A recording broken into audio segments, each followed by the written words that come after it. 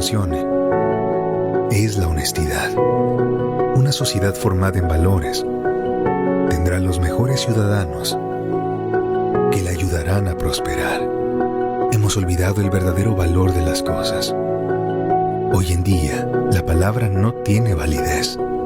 Le damos más importancia a los bienes materiales y nos partimos el lomo trabajando para tener más y más dinero, cuando en realidad lo único que nos debe preocupar es aumentar la riqueza de nuestro espíritu. En este mundo tan corroído por el poder, la honestidad y la honradez pasaron a segundo plano. Hay 3 cosas en la vida que no se pueden perder: la esperanza, la paciencia y la honestidad. No necesitas dinero para ser una buena persona. Ser puntual, ser ético, tener buena actitud, ser apasionado por lo que haces y tener buena energía cuesta 0 pesos. Con muy poco se puede cambiar el mundo. Comparte esta historia si te gustó y recuerda: ningún legado es tan rico como la honestidad.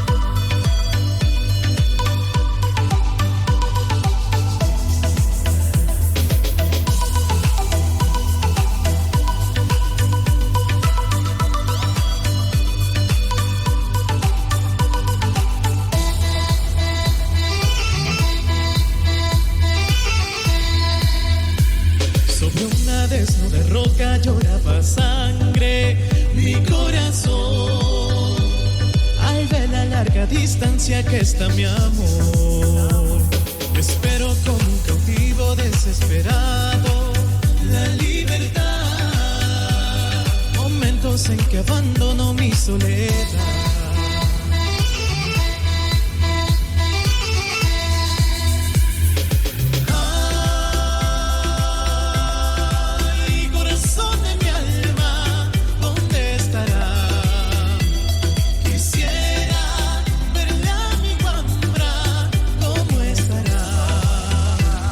Dios quiera poner las manos sobre la cima del Chichinar y así divisar la tierra donde nació.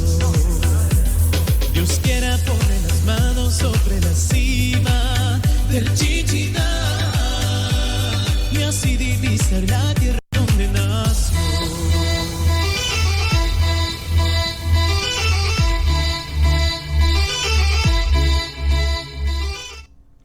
¿Qué tal, amigos? Buenas tardes. Muchísimas gracias a todos ustedes. Gracias de todo corazón por estar ahí. Otro programa más, un día más del programa La Calentura No Está en las Sábanas. Bienvenidos a todos, amigos y amigas. Mi nombre es Gabriel Caizabuano desde Madrid, España. Nos ponemos en a este día enlazarnos a Quito, Ecuador, desde luego con nuestro compañero Jofre Pérez Villarruel. Buenas tardes, Jofre. ¿Qué tal? ¿Cómo estamos por Quito? Gabriel, ¿qué tal? ¿Cómo estás? Muy buenas tardes. Bueno, aquí con la lectura del informe de la Comisión de Garantías Constitucionales sobre el tema de los Pandora Papers. Estamos pendientes de ver el desenlace y ver si llegamos a la votación pertinente y ver qué sucede con el destino del señor.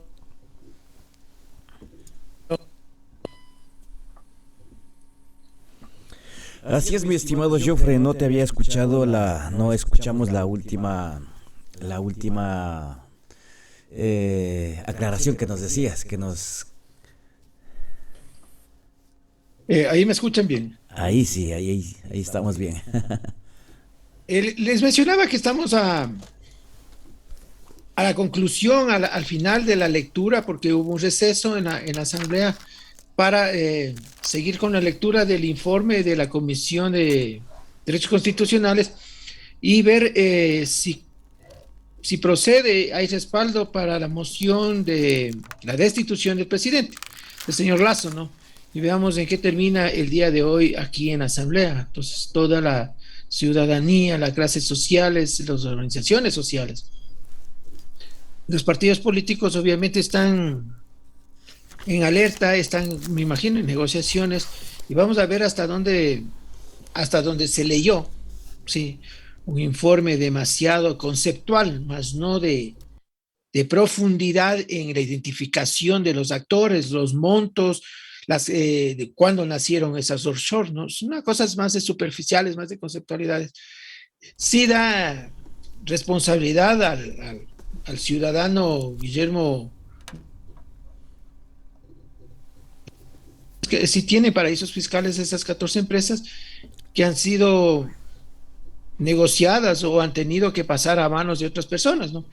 Veamos cómo se desenlaza este tema que está demasiado complejo y eso nos está conllevando a ponerle al mundo en alerta al Ecuador y tiene contradicciones. Por ejemplo, hoy día el presidente de la República estuvo en un evento de líderes de Latinoamérica y de Europa y justamente hacía una invitación a que vengan a invertir en el Ecuador, que se está proponiendo normativas jurídicas para que tengan seguridad jurídica y vengan a invertir acá. Entonces, pero ahí hay un contrasentido, ¿no?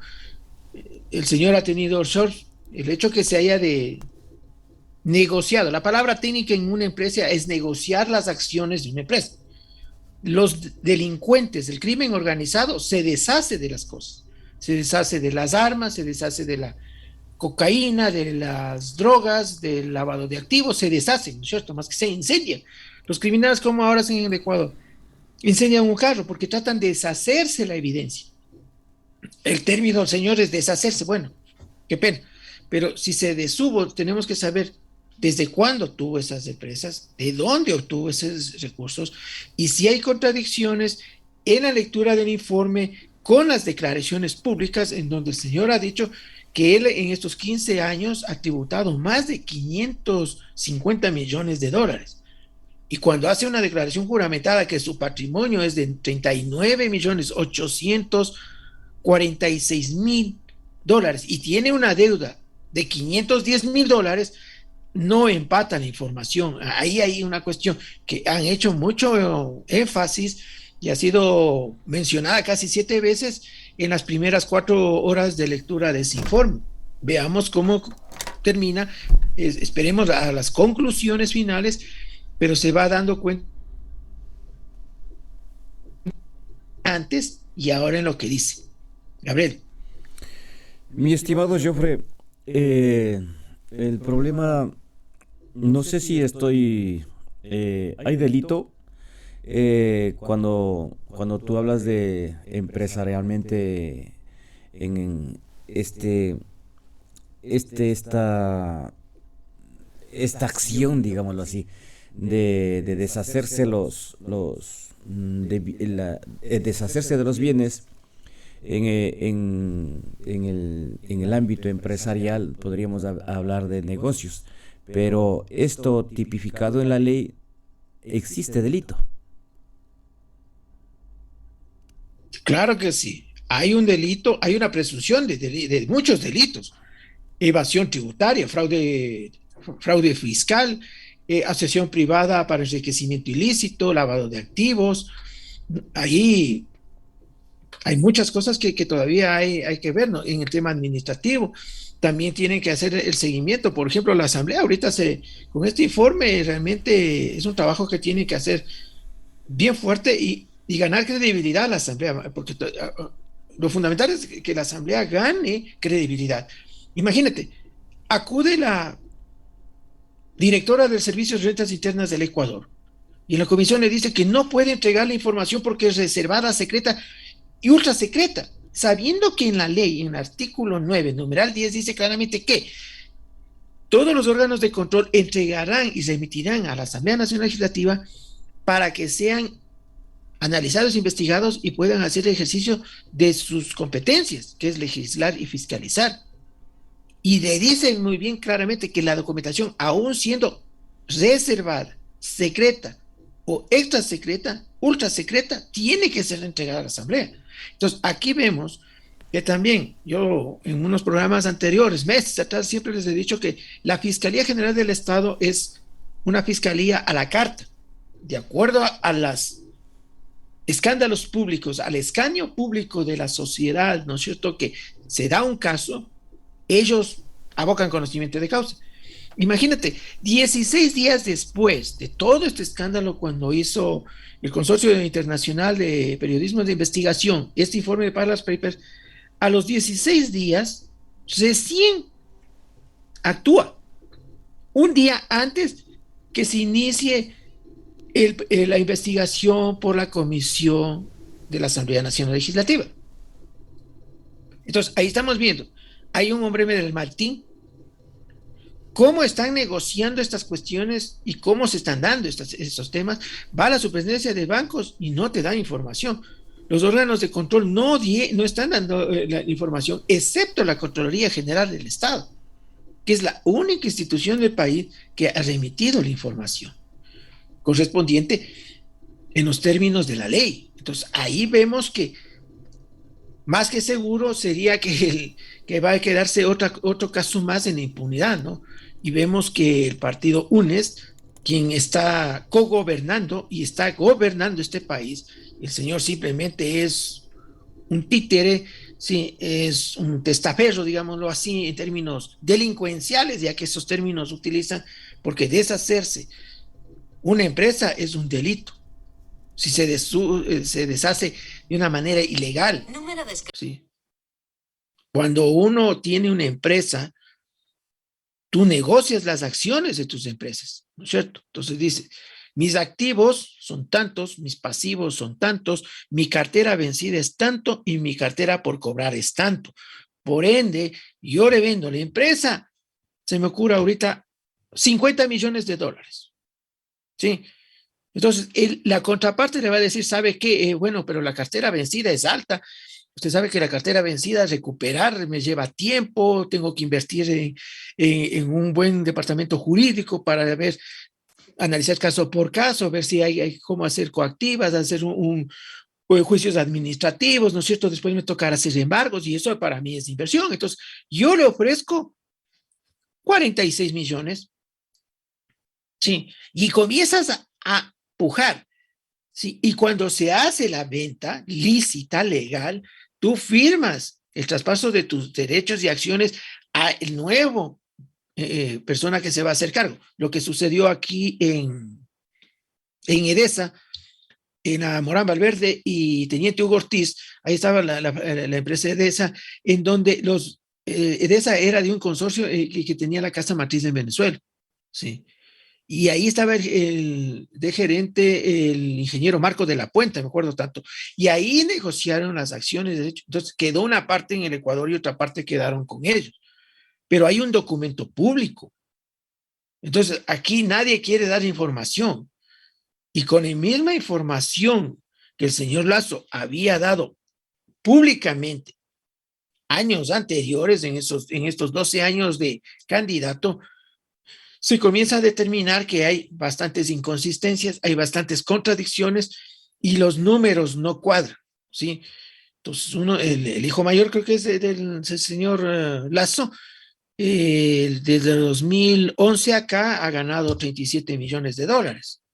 Entonces, quien se casara aquí en San Francisco, que por eso también fue otro escándalo que no pasó a mayores, ¿no es cierto? Solo le tiraron la bola al que había organizado el evento y no sabemos nada más. Entonces, vemos que hay una complicidad de no llegar a la verdad y no llegar a esclarecer realmente de dónde, cuándo nacieron, en qué año nacieron estas offshores, con qué recursos se hicieron esas offshores, dónde está ese dinero, ¿sí? ¿Y por qué las instituciones de control, superintendencia de bancos, superintendencia de compañías el mismo Banco Central no han emitido un informe claro, minucioso, de decir qué cantidades de dinero, en qué año salió y qué montos fueron. Por decirte, allá en el 2010 pueden haber salido, por decirte, salieron unos 20 millones. ¿Cuánto pagó del impuesto? Al menos después del impuesto de salidas de divisas, el ICD, ¿no es cierto?, que fue puesto por el presidente Correa. Si salieron de esa vigencia de ese impuesto hacia acá, ¿cuánto pagó? ¿Y de por qué monto pagó? Entonces, vemos que el informe es de generalidades, más de conceptualidades, que es un testaferro, para qué sirven los paraísos fiscales, cuánto se evade anualmente en los paraísos fiscales, que estamos hablando de 3.200 millones de dólares, el 6% del PIB de Latinoamérica se van a paraísos fiscales, ¿no es cierto? Entonces, pero esa parte teórica no creo que tenga trascendencia en la sociedad ecuatoriana ni mundial, sino que tendríamos que saber nombres y apellidos, cuándo nació, quién tramitó esa offshore, ¿no?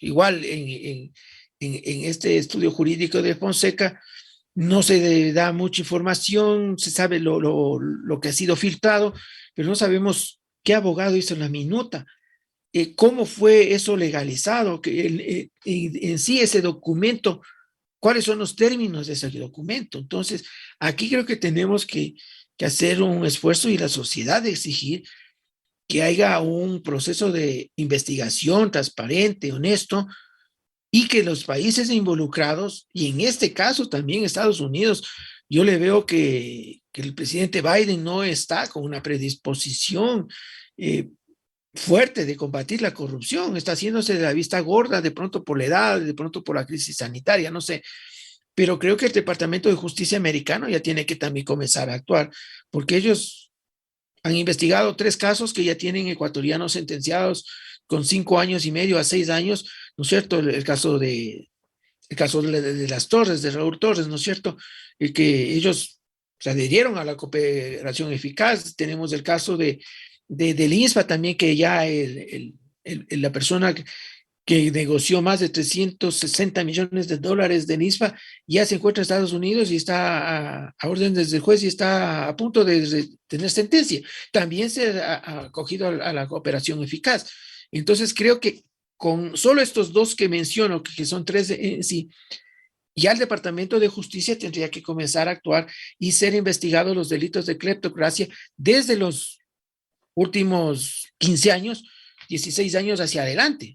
Entonces, ahí vemos que el discurso es uno, las acciones otras, y las reacciones de la sociedad son muy otras. Todos estamos yendo por cuerdas recontra que separadas, en direcciones opuestas, todos virando la cara y todos viendo qué cojo en el camino para acomodarme yo, y allá el resto verá cómo se arregla, ¿no? Esa es la lectura que yo tengo, al menos hasta lo que he visto hace escasamente 1 hora y media que se suspendió la lectura del informe, Gabriel.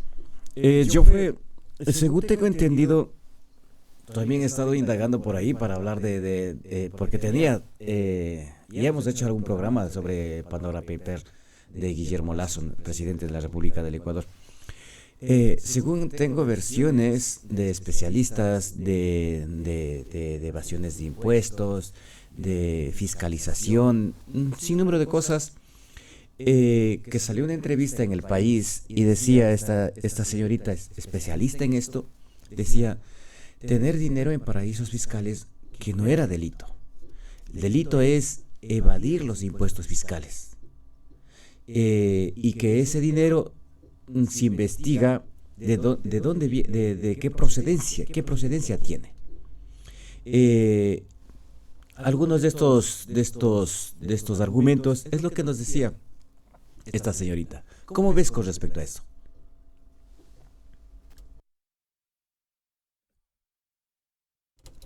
No te escuchamos.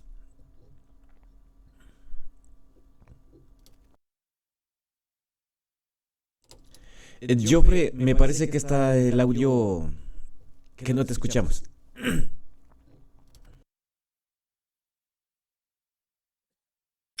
Hola. tenemos un problema a nivel global hay ahorita una corriente magnética, por eso vamos a tener, creo que estos 3 días, problemas de conectividad por el magnetismo de la Tierra. A ver, lo que te decía es que yo no estoy de acuerdo, yo estoy en desacuerdo con esa posición de la ciudadana que mencionabas, porque los paraísos fiscales se crearon es para evadir impuestos, ¿sí? Para ocultar dineros mal habidos. Para eso se crearon los paraísos fiscales. Entonces, que sean legales las offshore, discúlpeme, ¿en qué mundo podríamos vivir? Si por ejemplo, Elon Musk tiene sus empresas, está tributando en Estados Unidos, pues, y toda su fortuna es legal. El señor Billy Gates también tiene todas sus cosas legales. Jeff Bezos tiene lo mismo. ¿No es cierto? Carlos Slim, lo mismo. Entonces, ¿por qué esta gente ultrapoderosa está bien? Claro que los príncipes de Arabia Saudita también tienen las offshore, ¿no es cierto? Sí, pero ya eso es una actuación de carácter moral, de carácter ético. Si tú trabajas lícitamente, si tú estás acumulando una riqueza excesivamente grande. Mira, Jeff Bezos tenía más o menos $1,000 millones y cuando se separó se fueron a las mitades, porque bueno, la ley dice eso, ¿no es cierto? Aunque él trabajó, se sacó el aire, bueno, la señora cogió 500 millones, hermano. Y el señor sigue ganando dinero. Y el señor no tiene offshore, tiene su empresa también espacial. Entonces, esto es un problema de actitud, de calidad moral. Y lamentablemente, la mayor parte de offshores que se han creado en el planeta son de países subdesarrollados, como Latinoamérica, África, en donde en Nigeria, Kenia, se trafica diamantes, se trafica el marfil, que son dineros indebidos. Tú tienes otro paraíso fiscal como es el Banco del Vaticano, donde está todo el dinero de la Cosa Nostra, de la mafia siciliana, de la mafia rusa, de los mismos mafias japonesas, de los yakuzas. Entonces, eso es un acto inmoral. Eso no tiene que existir en ningún país de este planeta. Y cuidado, vayan a más a crear también paraísos fiscales allá, porque somos buenos para inventarnos siempre lo chueco, ¿no? Siempre lo indebido. Entonces, imagínate que el presidente, el señor Lazo, dice que ha tributado en 15 años $550 millones. Y tú le calculas al patrimonio del señor de 39 millones, números redondos, hagamos $40 millones. No cuadra, pues, pana. Entonces, hay un déficit de $510 millones en impuestos. ¿De dónde pagó? ¿Por qué pagó? Él públicamente ha dicho que ha pagado ni sé cuánto de a sí mismo, de otras empresas. Entonces, eso es lo incorrecto, eso es lo inmoral. Entonces, no podemos justificar. Sí. Pablo Escobar Gaviria, el patrón del mal, cabeza máxima del cartel de Medellín, de los extraditables, que fue una de las cosas más fuertes que vivió Colombia en los años 70, 80 del siglo pasado. Mira, él también tuvo offshore. Este tipo de gente hace las offshore. Criminales. Unos criminales como los carteles de Sinaloa, ¿no es cierto? Todos estos narcotraficantes sanguinarios que mandan a matar, decapitar, incinerar a los reos, por ejemplo, aquí en el Ecuador, asimismo ha pasado en México, ha pasado en Centroamérica, ¿no es cierto? Con los maras salvatruchas en El Salvador, ¿no es cierto? Que quiere erradicar Nayib Bukele también ese problema. Ya, ese es un grupo de criminales, ¿no es cierto? Pero hay un grupo de delincuentes criminales de corbata, de cuello blanco, que perjudican a sus países y se llevan los dineros a terceros, ni siquiera invertir, porque la señora creo que está perdida, más perdida que monja en orgía. Oye, si tú llevas un dinero a un país tercero, por lo menos genera empleo y genera más riqueza. No, las offshore es para ocultar dinero y tú disfrutar la vida sabrosa. Ahí está el ex rey de España, ¿no es cierto? Él también tiene offshore y él también ya está fuera de España, renunció a la monarquía y le dejó al príncipe de Asturias, en ese entonces al frente de España, ahora es el rey de España, ¿no es cierto? Él también tiene offshore, pues. Y tú ves los escándalos que ha tenido el ciudadano, porque la reina Sofía ha sufrido discriminación, violencia psicológica, violencia física del mismo rey de España, del ex rey de España. Entonces, las personas cuando tienen esas conductas delictivas, obviamente se llevan los dineros mal habidos, chuecos, a otros países terceros con gente inmoral como de su círculo, que son testaferros, prestadores de nombres, dueños de empresas. Cuando aquí hubo un caso que era un señor que era conserje, ¿sí?, de un edificio, que le habían hecho firmar unos documentos y crean una empresa, y estaba metido en un problema en el caso Arroz Verde, en el caso de sobornos que fue sentenciado Jorge Glass aquí en el Ecuador. Entonces, esa gente, unos caen por ignorancia, otros caen por avaricia, por codicia, sí, por intereses, ¿no es cierto? Pero la ley dice claramente, al menos en el Ecuador dice que el desconocimiento de la ley no te omite de sanción. Entonces, si tú mañana eres analfabeto, sí, qué pena. No has tenido oportunidades de ser letrado, sí, qué pena. Qué falta de visión, de trabajo del gobierno. Pero eso no te exime de un delito tributario, eso no te exime de un delito administrativo, eso no te exime y te exonera de un delito penal o civil, pues. Entonces, ahí como que queremos tapar el sol con un dedo y queremos decir que las offshore son buenas, y a mí mismo me dicen que generan riqueza, que generan empleo, que dan valor agregado al planeta y a sus países. ¿En qué mundo estaríamos viviendo? Pues ahí creo que hay esos desatinos en la sociedad. Ese es el fallo social que tenemos, porque de una u otra manera, esa gente vive de estas offshore, de esta gente viven, porque les billetean para que hagan un tipo de programas o manden un tipo de mensajes diciéndoles que las offshore son buenas. Mañana dirán que la cocaína es buena, que la H es buena, que te ayuda a la circulación de la sangre, se me ocurre ahorita. Entonces, ese tipo de dislates nos lleva a problemas sociales serios. Gabriel. Mi estimado Joffre, la delincuencia organizada crea todas estas cosas. Es sorprendente que nosotros que somos de escasos recursos económicos podamos decir esto, ¿qué hace la sociedad? Porque esto también influye en la sociedad. Si nosotros, muchos de nosotros creemos que el gobierno de Guillermo Lasso es el que va a cambiar nuestro país, no solamente de Guillermo Lasso, podremos hablar de otro país también. Justamente en este momento tengo una invitada especial de Nicaragua, una persona que huye de su país, particularmente por situaciones sociales, por situaciones morales, por esas situaciones que muchos de nosotros también hemos viajado. ¿Qué pasa con las personas que saben y no actúan? ¿Qué pasa con las organizaciones que saben y no actúan? ¿Qué pasa con las organizaciones que saben y actúan incorrectamente basado en esos intereses? Que si me das esto, no digo nada. Que si me das esto, llega al juzgado, llega a la fiscalía. Y si me das esto, pues el juez da por sobreseimiento la causa penal. ¿Qué pasa con todo esto? Primero, mi abrazo solidario, y realmente Nicaragua, después del movimiento sandinista, ha venido de mal en peor, ¿no? Caída al precipicio lento, pero seguro. Entonces, Daniel Ortega tampoco es que nació ayer y salió ayer de la clandestinidad, ¿no? El hombre fue guerrillero, ¿no es cierto? Todo el movimiento sandinista, sabíamoslo bien en la historia cómo ha sido del señor, le conocían. El problema es que la gente vive de sueños.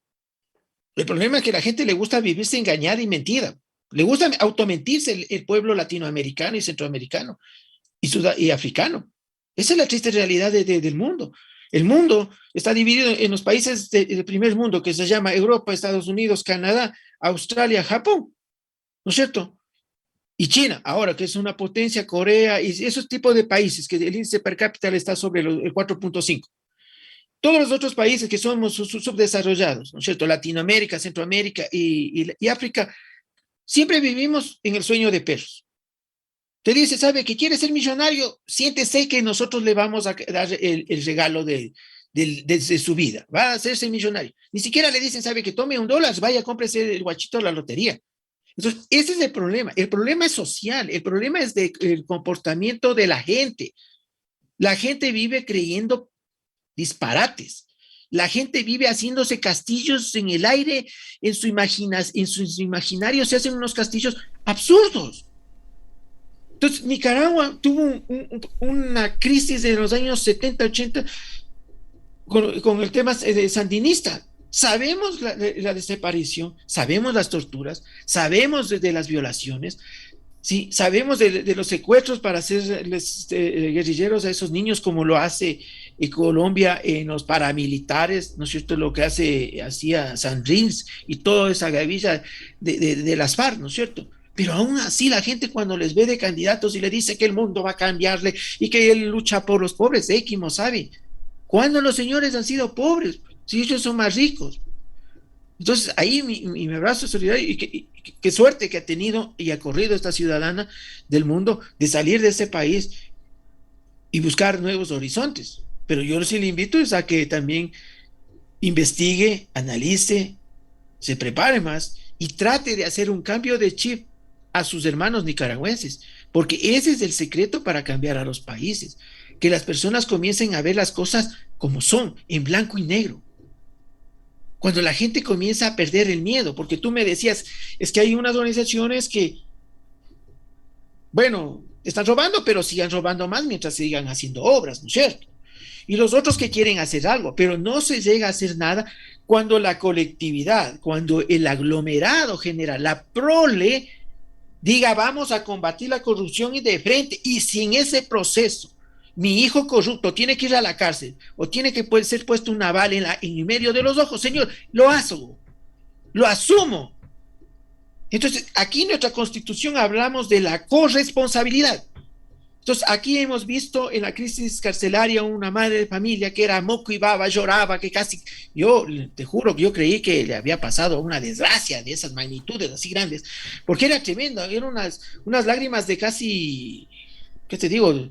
10 milímetros cúbicos de lágrimas, entonces eran como las pepas de mis anillos, así, ¡ja! Digo, Dios mío, ¿qué le pasó a la señora?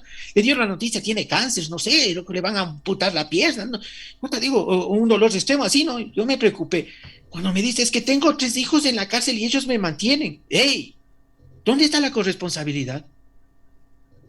O como ese señor aquí en Monte Sinaí, que el nieto le mata al padre porque el padre era chonero y él era de otra banda delincuencial, los tigretones, creo que es algo así.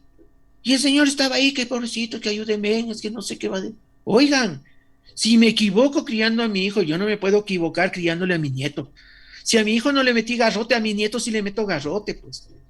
Entonces, pero esto es culpa de nosotros como sociedad, el conformismo. Conformarnos y el acomodismo, ¿no? El acomodismo aquí es terrible en Latinoamérica, no solo en el Ecuador.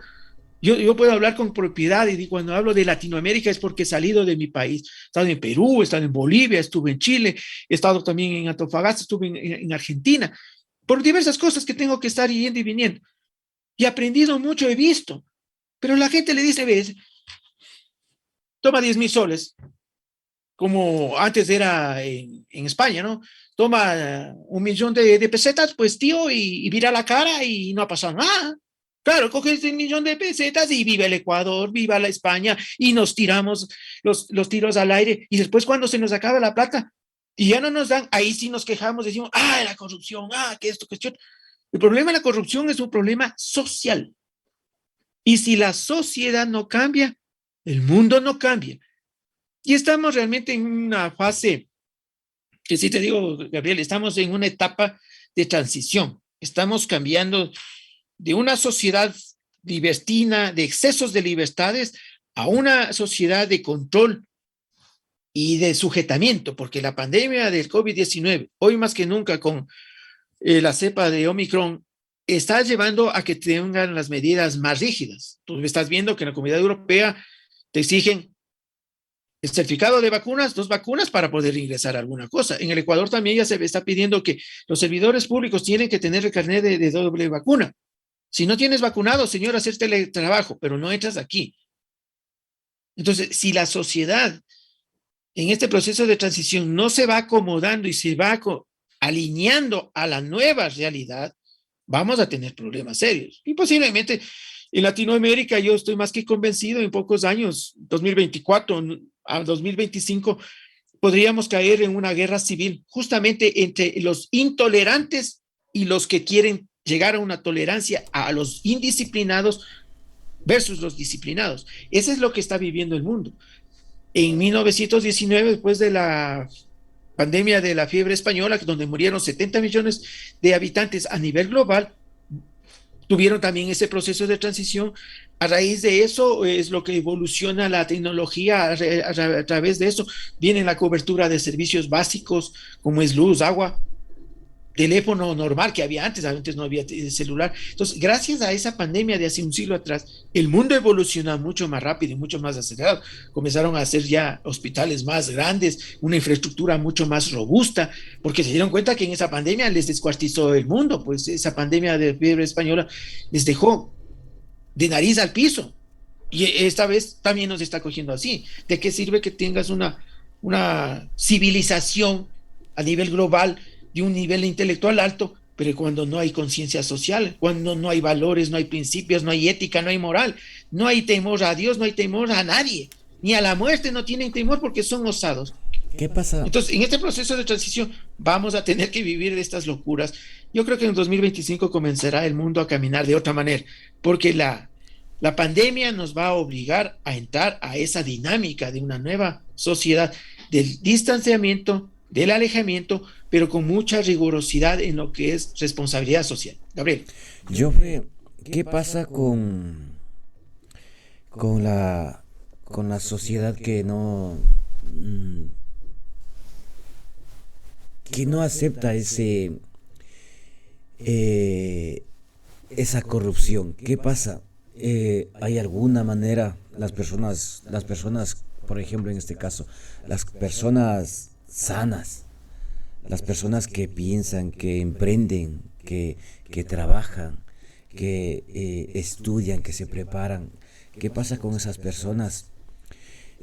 Muchos de ellos, he hecho un poquito de análisis, muchos de ellos dicen, es que Gabriel, meternos en eso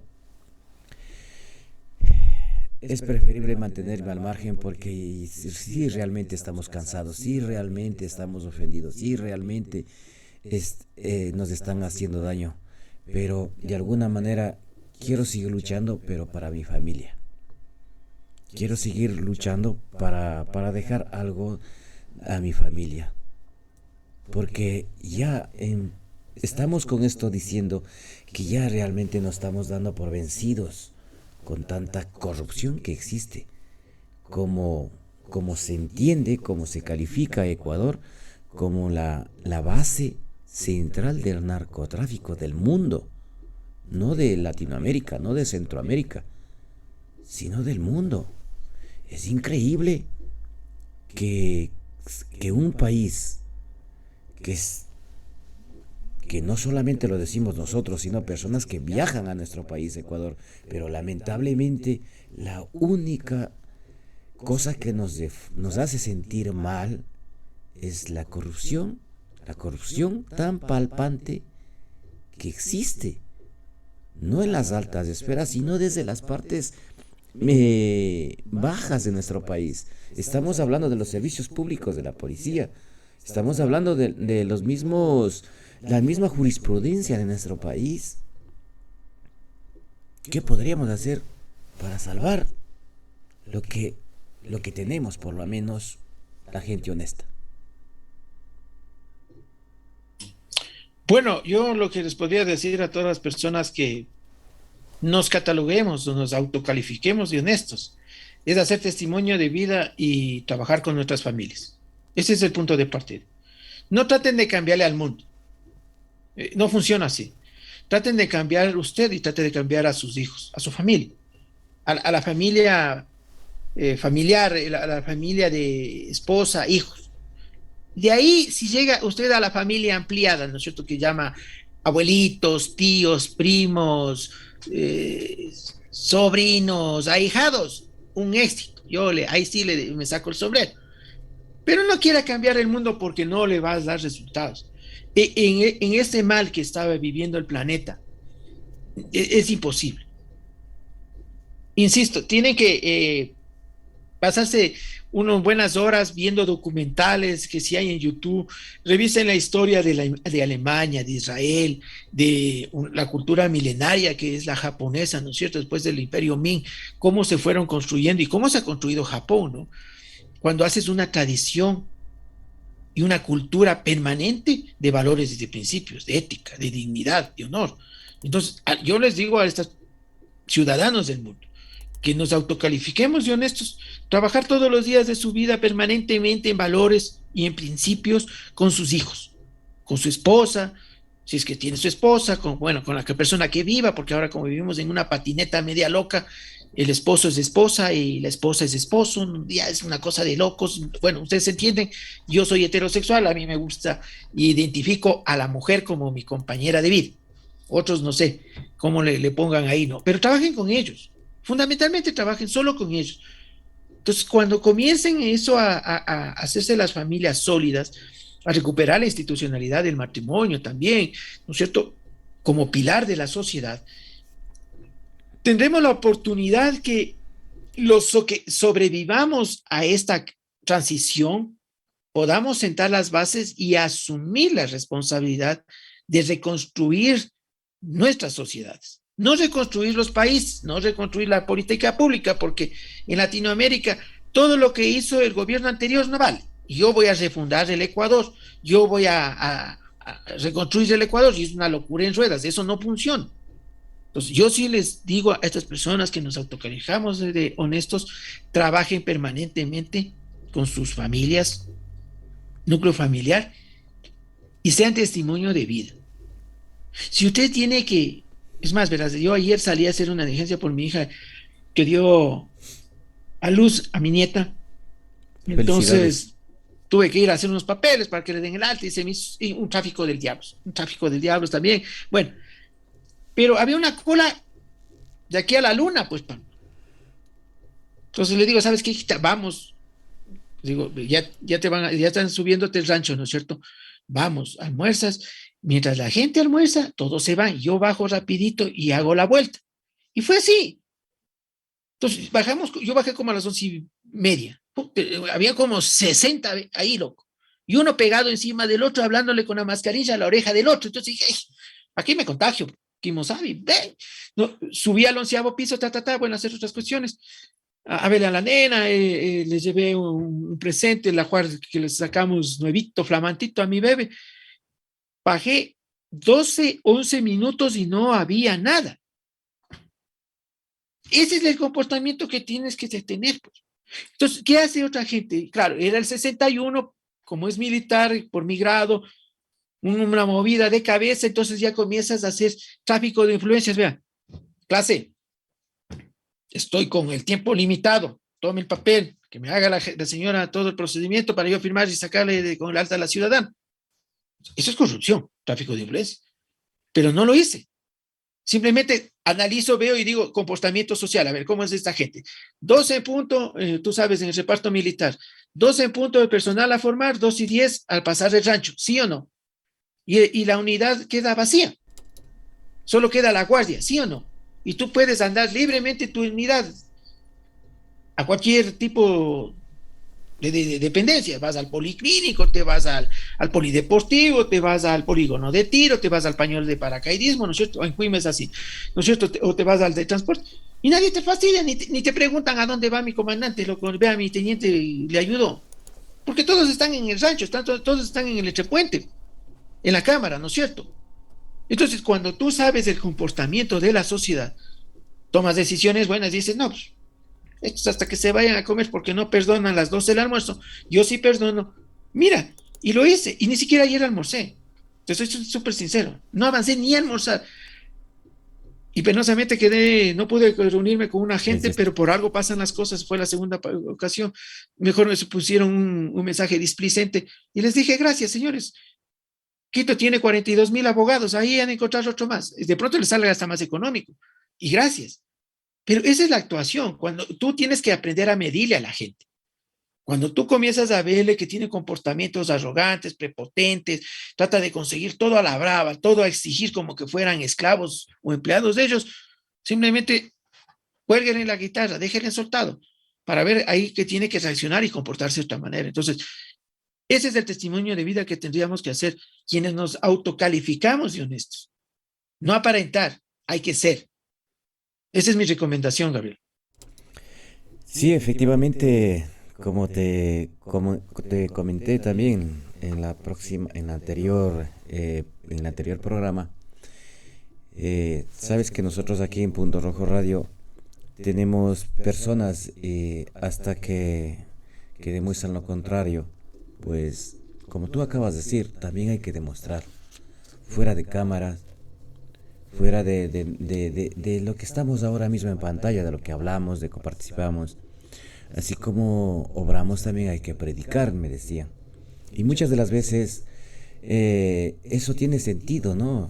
Porque me decían, Gabriel, tú dices esto, tú dices esto, tú dices esto, pero nos gustaría que tú los hagas. Pues en sí, me ha tocado, años atrás, me ha tocado realizar un sinnúmero de cosas. Y aparte de eso, me sentí tan enriquecido porque de esa parte fue una de las partes importantes de la parte de mi vida que me ayudó a formarme. Y me ayudó a, incluso aparte de formarme, a modelar lo que es la persona, ¿no? Y yo les agradezco a esas personas que a día de hoy, pues, tú te encuentras con ellos y ya no solo te das la mano, sino a lo contrario, te da gusto de abrazarlos y de decirles muchísimas gracias. Y te da gusto incluso que yo te invito a comer, te invito al almuerzo, te invito a alguna cosa, te invito incluso una cerveza. Encantadísimo, uno va con gusto. ¿Por qué? Porque son personas que te incitan a ser mejor persona, que te ayudan a ser mejor persona.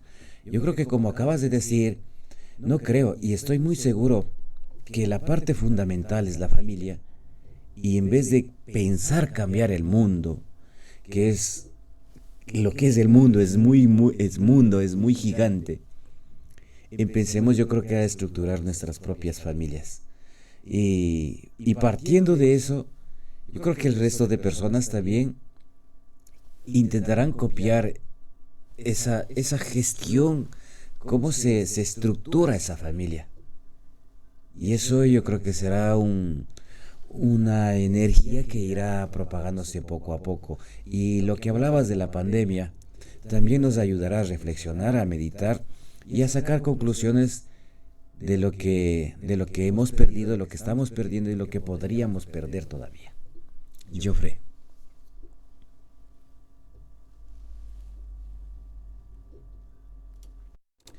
No te escuchamos. Sí, Gabriel, este es un proceso. Ojo, ojo, y hay que hacer bastante énfasis en eso. Este es un proceso. Esto va a llevar tiempo. Esto no es soplar botellas. Cambiar a una persona lleva tiempo. Paciencia, tino, cariño, amor, eh, tolerancia, que te tiene que llevar.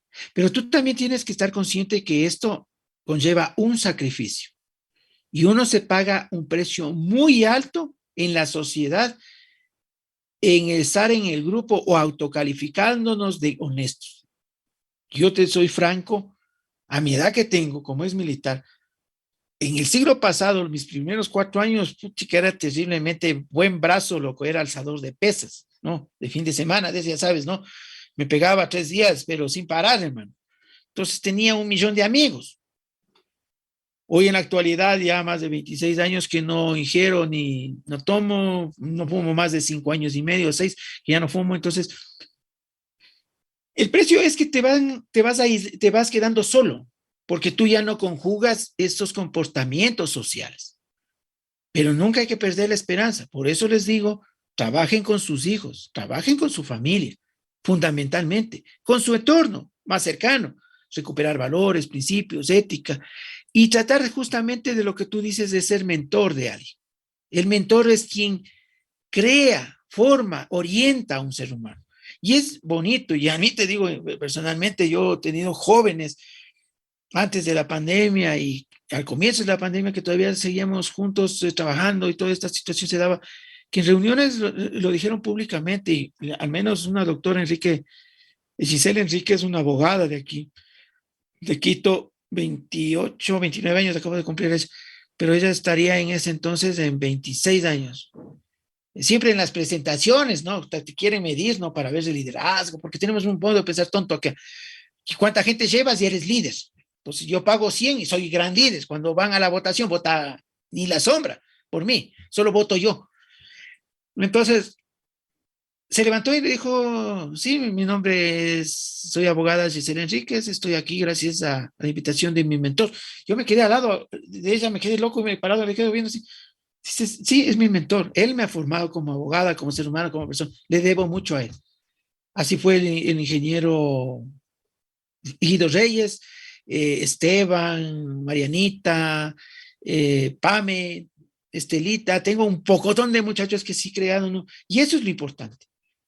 Si tú cambias a una persona, puedes cambiar el mundo. Pero trabajen de a uno, no de colectividades. No traten de cambiarse a 10,000 verdugos. No funciona.